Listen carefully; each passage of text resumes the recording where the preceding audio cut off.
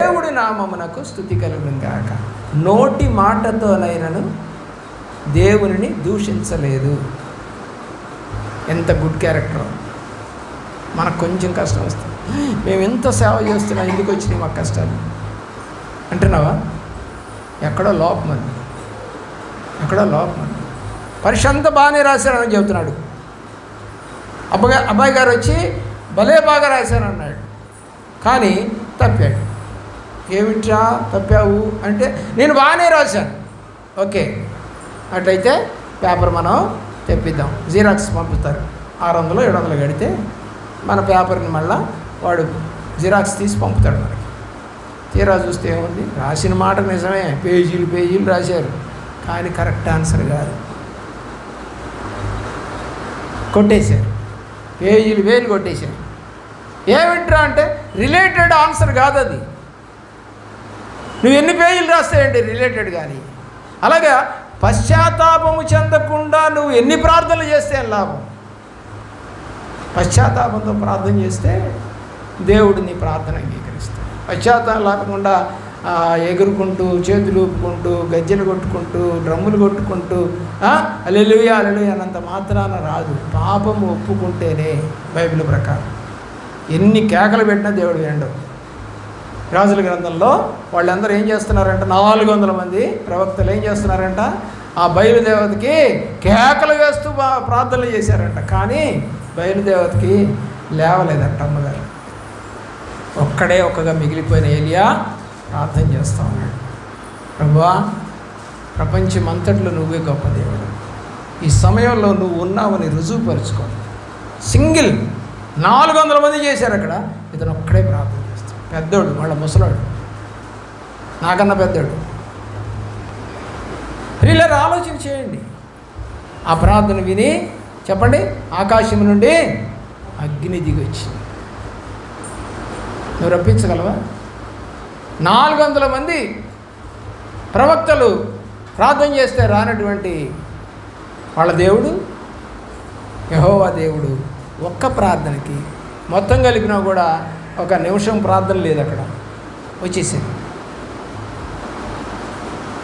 రోజు ప్రార్థన చేసే వాళ్ళకి కొంచెం ప్రార్థన చాలు. రోజు ప్రార్థన చేయని వాళ్ళకి ఒక రోజంతా కూర్చొని ప్రార్థించాలి. ఎందుకంటే ఆ సమయం అంతా మనం ఇక్కడ దేవుళ్ళు గడపాలి. రోజు ప్రార్థన చేయట్లేదు కాబట్టి దేవుడికి ఇవ్వాల్సిన సమయాన్ని ఇచ్చి దొంగిలించబాకని బైబిల్ మలాకీ గ్రంథంలో రాస్తాం. దొంగిలించకూడదు, దేవుడి సమయాన్ని దొంగిలించకూడదు. ప్రియులారా, మనం మొదటిది చూసాం, డైలీ ప్రేయర్ ఉంది, దేవుణ్ణి దూషించలేదు. మరి 1:1 మరి 1:8 మరి ఇంకో చోట 3 సార్లు చెప్పాడు దేవుడు తన గురించి సాక్ష్యం. 2, 3 చదవండి. యోబు గ్రంథం 2వ అధ్యాయం.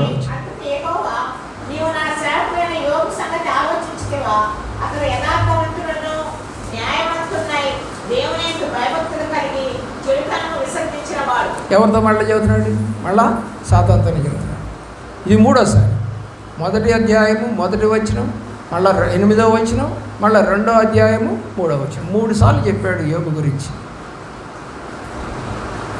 మనం ఒక్కసారి చదివితేనే ఇసుక్కుంటుంటాం. చెప్పావుగా ఇందాక మళ్ళీ చదువుతావేంది? ఎంత కోపము. 2 అధ్యాయాలు కూడా కాలేదండి, 3 సార్లు చెప్పాడు ఆయన. ఇందాక రాసావు కదయ్యా, 1:1 రాసావుగా, మాకు అర్థమవుతుందిగా, మళ్ళీ చెప్పాలా? దేవుడికి తెలియదండి చెప్పాలా చెప్పకూడదా, రాయించాలా రాయించకూడదా, ఆయనకి తెలియదా? బైబిల్లో యోహాను సువార్త 4వ అధ్యాయంలో పేతురుని దేవుడు అడుగుతాడు, నన్ను ప్రేమిస్తున్నావా? నన్ను ప్రేమిస్తున్నావా? నన్ను ప్రేమిస్తున్నానని చెప్పా కదయ్యా. ఇసుక్కున్నాడు. దేవుడు అడుగుతుంటేనే మానవుడు ఇసుక్కున్నాడండి. చూస్తావా? చూడు.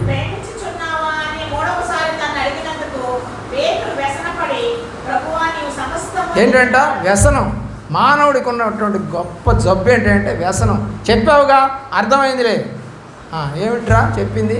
2 కొబ్బరికాయలు, అర నూనె, అర ప్యాకెట్ నూనె, అలాగే 1/4 కేజీ బెల్లం రివర్స్లో తీసుకొచ్చాయంట కొడుకు పోయి. చెప్పినన్ని బార్కి ఇట్లా చెబితే ఇటు నుంచి అటు వచ్చాడంట. అరే ఏం చెప్పాను నీకు, నువ్వు తెచ్చింది ఏంట, నువ్వు చెప్పి నేను చెప్పింది ఏంటి, ఇది వరుస, నువ్వు రివర్స్లో వచ్చావేంటి, కాబట్టి సరిపోతాయా? సరిపోదు. దేని పాళ్ళు దానికే. 2 కొబ్బరికాయలు కావాల్సిందే అంటే 1/2 లీటర్ నూనె కావాల్సిందే. అలాగా ఆ ఆర్డర్ని తప్పి తీసుకురాకూడదు. అలాగే మనం కూడా దేవుడి సన్నిధిలో ఆర్డర్ తప్పి తిరగకూడదు. ఆర్డర్ అంటారు అంతే, దాన్ని ఇంగ్లీష్లో ఏమంటారంటే జీవో అంటారు, గవర్నమెంట్ ఆర్డర్. దాన్ని జీవో అని పేరు పెట్టారు. దేవుని యొక్క ప్రేమలో మూడవ క్వాలిటీ ఏంటంటే దేవుడే అతని గురించి సాక్ష్యం ఇచ్చాడు. ఇంకొక క్వాలిటీ కూడా చూద్దాం. 9వ వచనం, 2వ అధ్యాయం 9, 10.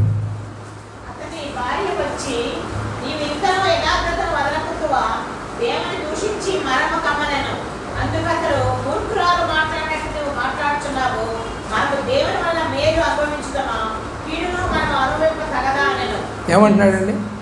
ఈ విషయాల్లో దేంట్లో కూడా దేవుణ్ణి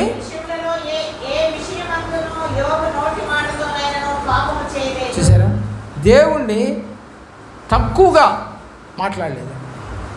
ఎలాగుంది పరిస్థితి? ఈ గుడ్ క్వాలిటీస్ మీకు చెప్పినటువంటి 4 క్వాలిటీస్ అతనిలో కనపడతాం. మొదటి వచనంలోనే 4 క్వాలిటీస్ కనపడ్డాయి మీకు. దానికి యాడ్ చేస్తే ప్రార్థన ఒకటి, మొత్తం 5 క్వాలిటీస్ అక్కడ. తర్వాత ఈ 3 క్వాలిటీస్, మొత్తం 8 క్వాలిటీస్ ఉన్నాయి అతనిలో.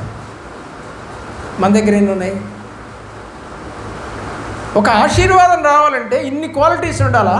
ఎస్, ఉండాల్సింది. అన్ని పరీక్షల్లో పాస్ అయితేనే యు ఆర్ పాస్డ్ అని చెప్పేసి అంటారు. అంతే తప్ప ఒక పరీక్షలో ఎక్కువ మార్కులు వచ్చి ఒక పరీక్షలో 16 మార్కులు వస్తే పాస్ అవరు. ఫెయిల్డ్ అంటాం. దేవుని యొక్క ప్రేమలో ఆలోచించి శ్రమలు. ఫస్ట్ శ్రమ 1:14 చంపేశారంట. నేను చెప్తానండి, మీరు చదవద్దు. గాడిదలు, షబాయిలు వచ్చి ఎద్దులు, గాడిదలు, మరి అక్కడ ఉన్నటువంటి మనుషులని చంపేశారు. మొదటి శ్రమ. రెండవది 16వ వచనం చూడండి. ఏమండి?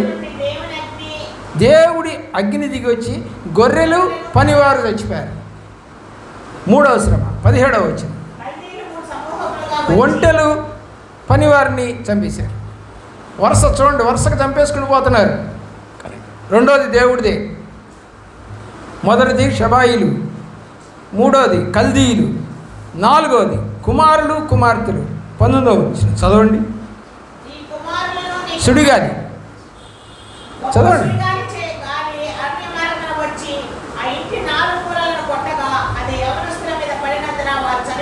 ఎవరు?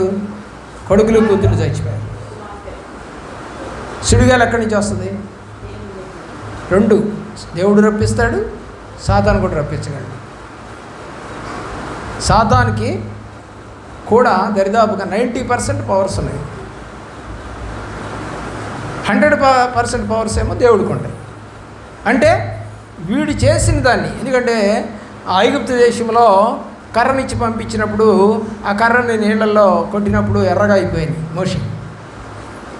ఇదేం పెద్ద గొప్ప సంగతి కాదని ఫరో యొక్క మంత్రగాళ్ళు కూడా ఆ కర్ర తీసుకొని కొట్టినప్పుడు అవన్నీ నీళ్లు ఎర్రగా అయిపోయాయి.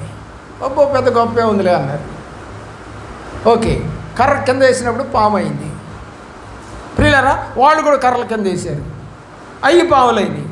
అయితే అయ్యి పావులైనవి, ఈ పావులు అయినాయి కదా, పెద్ద గొప్ప సంగతి ఏందని అనుకోవచ్చు మనం. కానీ దాంట్లో రాయబడింది ఏంటో తెలుసు? అక్కడ రాయబడింది ఏంటంటే మోషే యొక్క కర్ర పాముగా మారింది, ఇది ఆ మిగతా పాములను మృంగివేసింది అని రాసి ఉంటుంది.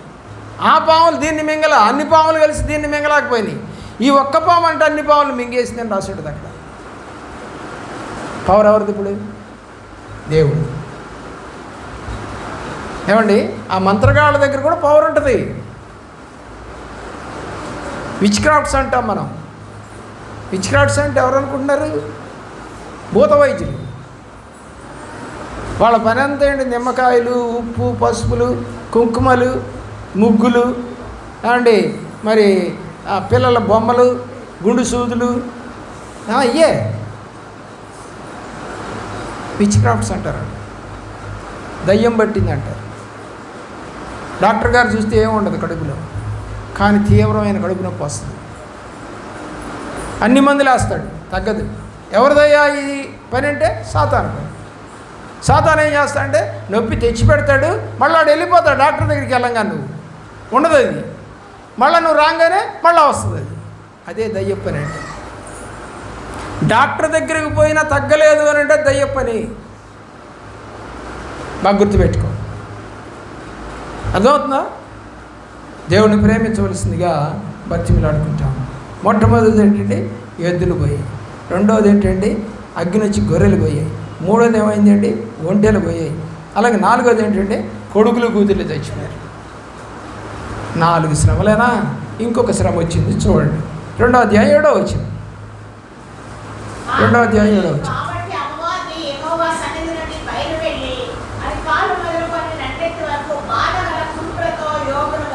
ఇది ఇంకొక శ్రమ.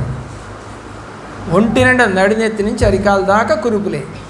ఒక చోట గీక్కుందామని కాదు, ఎక్కడ గీక్కోవడానికి కూడా వీలు లేనటువంటి పరిస్థితి. చిల్ల పెంకు అంటాడు అక్కడ.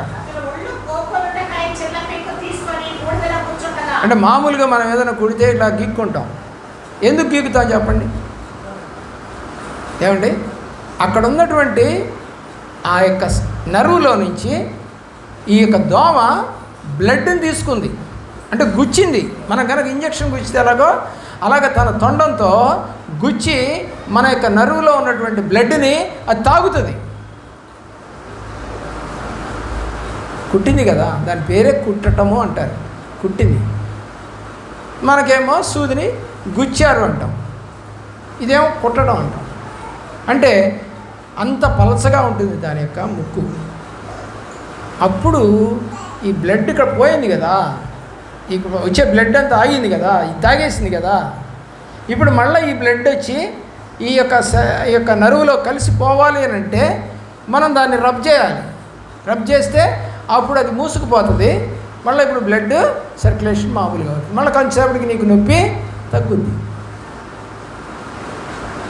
మళ్ళీ ఆ నరువు లోపల పూడిపోయింది, ఆ బొక్క పెట్టింది కదా, అది పూడిపోద్ది.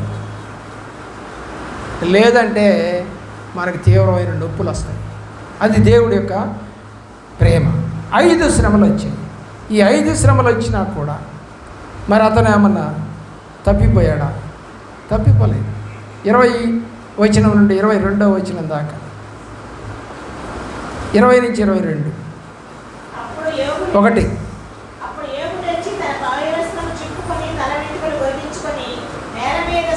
ఏం చేస్తున్నాడంటే కష్టాలు వచ్చినా ప్రార్థన చేస్తున్నాడు, దేవుణ్ణి గణపరిచాడు. యోబు బాధను వెల్లడిపరుచుకున్నాడు. తర్వాత తన బాధ ఏంటో చెప్పుకున్నాడు. ఏమన్నది? మరి అతను తప్పుదోవలో నడిపించారు అతని స్నేహితులు నలుగురు. 2వ అధ్యాయము 11వ వచనం. ఎలీఫజు, బెల్దదు, జోఫర్ ముగ్గురు ఉంటారు. ఈ ముగ్గురు అతన్ని తప్పుడు దోవలో నడిపిస్తారు. 32:3లో ఇంకొకటి వస్తాడు, ఎలీఫజు ఎలీహు అనేవాడు వస్తాడు. 32:3లో ఎలీహు అనేటువంటి వాడు ఇంకొకటి వస్తాడు. వాడు అంతే తప్పు చెప్తాడు. అంటే ఆ దేవుణ్ణి మహిమపరిచేటట్టుగా మాట్లాడరు వీళ్ళు. అయితే ఈ మాటలకు అతను విరక్తి చెంది ఎంత ఘనపరిచాడో దేవుడిని 1-2 అధ్యాయాల్లో చూడండి. 3వ అధ్యాయం నుంచి నేను రెఫరెన్స్లు చెప్తాను, ఇంటికి వెళ్ళి చదువుకో. 3వ అధ్యాయం 1 నుంచి 12 వరకు, 25-26 చదవండి. 25-26.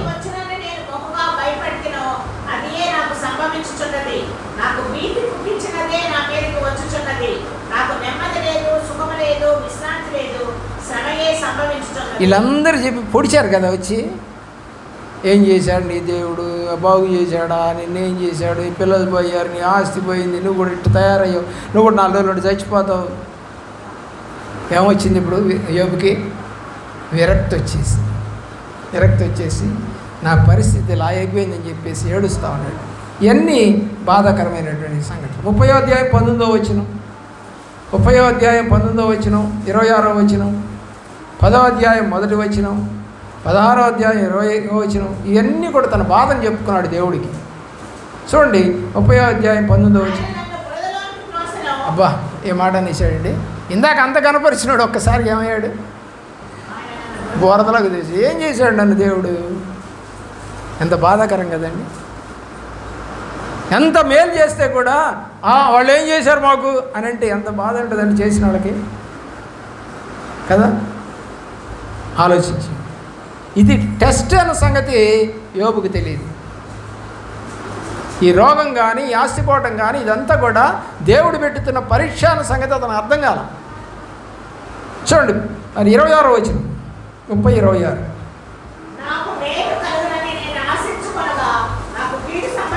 మేలు కలుగుద్దని అనుకున్నాను కానీ కీడే వచ్చేసింది నాకు. 10వ అధ్యాయం 1వ వచనం, 10:1. 10వ అధ్యాయం 1వ వచనం.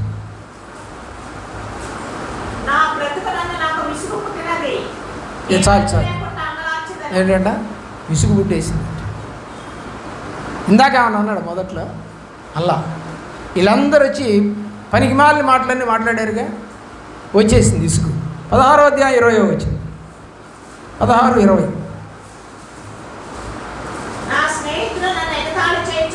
ఏమంటున్నాడు? స్నేహితులు ఎగతాళి చేస్తున్నారు.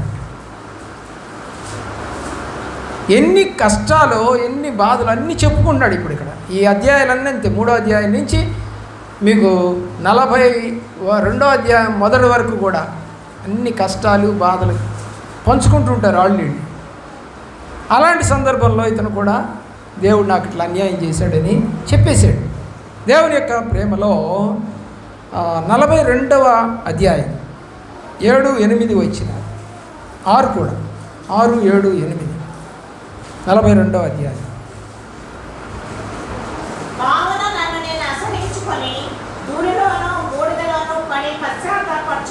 ఇప్పుడు ఏమైంది? అలాగ అన్నానని, దేవుడిని అలాగ అన్నానని పశ్చాత్తాపడుతున్నాను.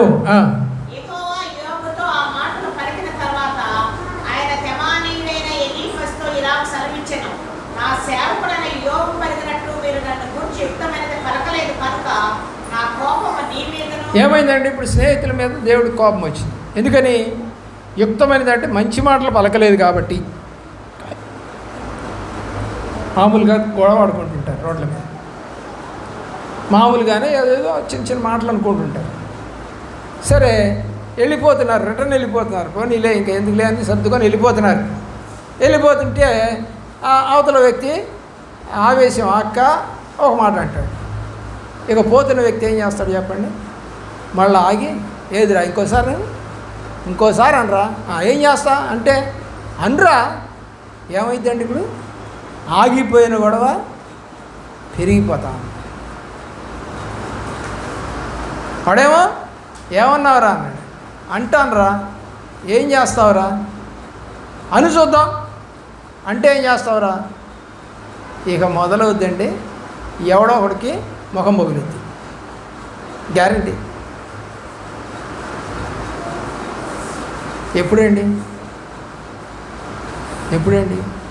దేవుడితో సమాధాన పడేటువంటి మనస్తత్వం లేనప్పుడు గొడవ పెరుగుతుంది. సమాధానం ఉంటే గొడవ తగ్గుతుంది. ఎక్కడైనా అంతే.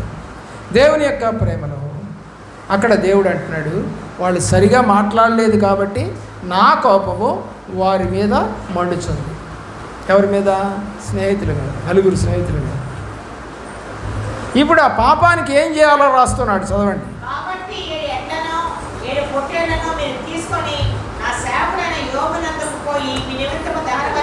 ఏం చేయాలి? దేవుడి కోపం పోవాలి అంటే, వాళ్ళు చేసిన పాపం పోవాలంటే పాత నిబంధన ప్రకారంగా చెప్పండి, పాప పరిహారార్థ బలి అర్పించాలి. ఇది పాప పరిహారార్థ బలి అంటే వాళ్ళు పాపం చేశారు, ఆ పాపానికి విరుగుడుగా మీరు ఈ పని చేయండి. ఇప్పుడు ఏం చేస్తాడో చూడండి. యోబుని అంటున్నాడు, యోబు మీ కొరకు ప్రార్థన చేస్తాడు.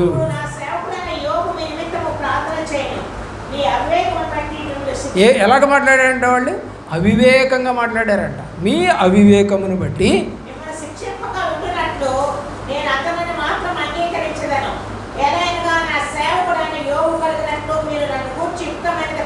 ఏమన్నాడు దేవుడు? బిగినింగ్ 1, 2 అధ్యాయాలు అంతా కూడా దేవుడిని కనపరిచాడు కదా యోబు. ఇప్పుడు ఏమంటున్నాడు ఆ మాట? యోబు నన్ను గనపరిచినట్టుగా మీరు గనపరచట్లేదు. ఇందాక చెప్పాను కదా, తప్పుడు మార్గంలో నడిపించాను. ఆ విసుగులో అన్న మాటలు అయ్యి మనకు కూడా అంతే. దేవుని యొక్క ప్రేమలో ఒకరోజు కొన్ని ప్రశ్నలు వేశాడు దేవుడు. యోబుకు ప్రశ్నలు వేశాడు. ప్రియులారా, ఎన్ని ప్రశ్నలో తెలుసా?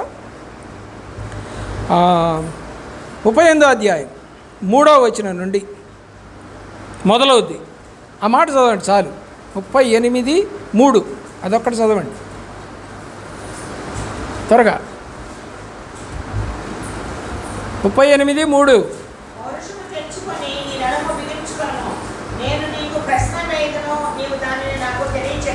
మొదలుపెట్టాడు దేవుడు. ఎవరితో?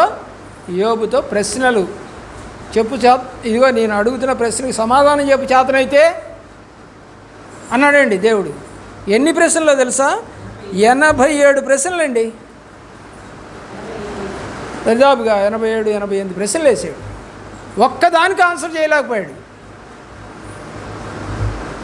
ఏదో ఒకటో రెండో ప్రశ్నలు కాదు, అన్ని ప్రశ్నలు వేసినా కూడా అతను ఆన్సరు చేయలేదు. అయితే దేవుడు తిరిగి 42:10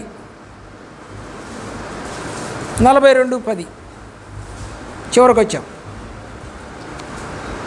చదవండి. 42:10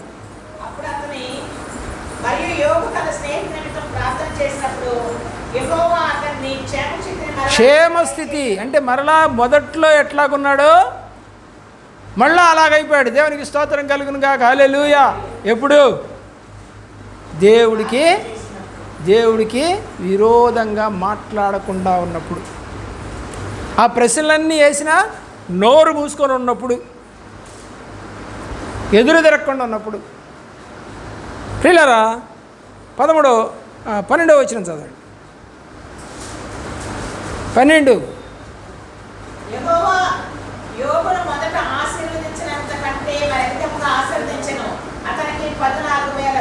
చాలు ఏమండి? రెండింతల ఆశీర్వాదం. 13వ వచనం కూడా చదవండి. ఇందాక పోయింది ఎంతమంది? 10 మంది. ఇప్పుడు వచ్చింది మళ్ళా 10 మంది. ఇదివరకు ఉన్నటువంటి వాళ్ళ పేర్లు కానీ ఏమండి, అలాగే భార్య పేరు కానీ మనకు తెలియవు. కానీ ఇక్కడ 7 కుమారు పేర్లు అయితే తెలియవు, కానీ 3 కుమార్తెల పేర్లు మాత్రం రాశాడు. చూడండి దేవుని యొక్క కెజియా, కెరహంహప్పు అని పేర్లు పెట్టారు. ఎంత సెలబ్రిటీస్ అండి, చూసారా? మొదట పిల్లల అందగత్తులను రాయిలా, కానీ ఇప్పుడు రాశారు. అంతేకాదు, ఎన్ని సంవత్సరాలు? 140 సంవత్సరాలు బతికాడు.